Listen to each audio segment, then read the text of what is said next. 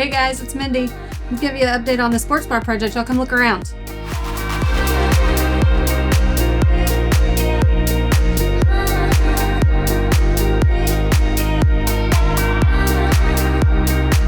We're here in the lounge area. As you can see, the bar has gone in on this side. It wasn't here on the last video. They've done a lot of jackhammering back here, so we've got tons of concrete everywhere. So we've closed off the doorway from the kitchen into the sports bar dining area, so there's not so much congestion at the hostess stand. We've also added another wall here between the lounge and the new kitchen entry area.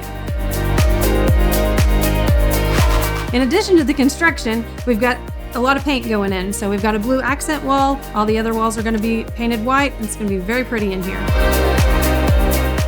That's about it for this update. Look forward to seeing you in the next video.